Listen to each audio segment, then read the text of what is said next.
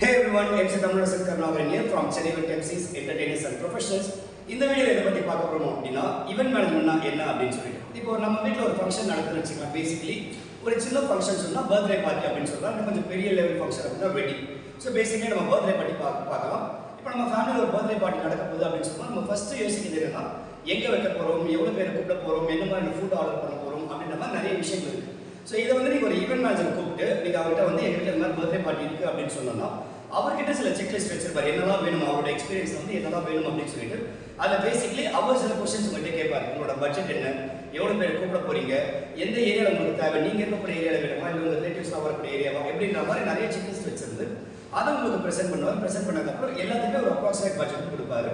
அதில் நீங்கள் எதெல்லாம் வேணும் அப்படின்னு செலக்ட் பண்ணிங்கன்னா ஸோ ஃபைனல் காஸ்ட்டும் அவர் வந்து அரைவ் பண்ணிட்டு உங்கள்கிட்ட ஒரு ஃபைனல் பட்ஜெட் சொல்லுவார்.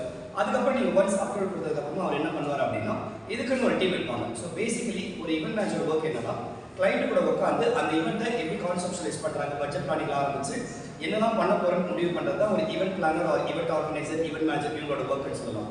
அங்கே ஃபைனலைஸ் பண்ணதுக்கப்புறமா என்ன பண்ணுவாங்கன்னா அவங்க எங்கள் மாதிரியான வெண்டாஸ் வருவாங்க. இப்போ நான் வந்து ஈவெண்ட் ஆங்கர், ஸோ ஒரு ஷோக்கு என்டர்டைன்மெண்ட் வேணும் அப்படின்னா ஆங்கர்ஸ் புக் பண்ணுவாங்க. ஒரு டெக்கரேஷன் வேணும், ஸ்டேஜ் செட்டப் வேணும்னா அதுக்கான வெண்டார் புக் பண்ணுவாங்க. ஆடியோ வேணும்னா அதுக்கான வெண்டாஸ் புக் பண்ணுவாங்க. வென்யூ வேணும் அப்படின்னா அஃப்கோர்ஸ் வென்யூ வேணும், அந்த வென்யூ புக் பண்ணுறதுக்கும் ஹெல்ப் பண்ணுவாங்க. ஸோ இது மாதிரி உங்கள் ஃபேமிலியில் ஒரு ஃபங்க்ஷன் இருக்குன்னா ஒரு ஈவெண்ட் மேனேஜர் இதை கூப்பிட்டு அப்புறம் டிஸ்கஸ் பண்ணிங்கன்னா A to Z அவர் பிளான் பண்ணுவாங்க. இதுதான் ஈவெண்ட் மேனேஜ்மெண்ட். இது வந்து ஃபேமிலி பார்ட்டி மட்டுமான கிடையாது.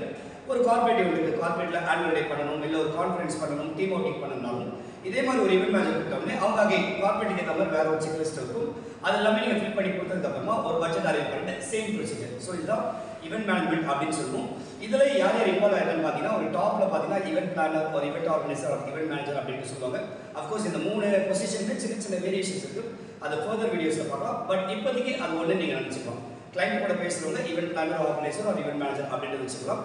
அதுக்கப்புறமா சப்போர்ட் பண்ணக்கூடிய மற்ற எல்லாருமே என்டர்டைன்மெண்ட் ப்ரொஃபஷனல்ஸாக இருக்கலாம், இல்லை வெண்டாஸாக இருக்கலாம், மேன் பவர்ஸ் இருக்கலாம். இது மாதிரி நிறைய பொசிஷன்ஸ் இருக்குது ஈவெண்ட் மேனேஜ்மெண்ட்டில். Will see that in further videos. Thank you.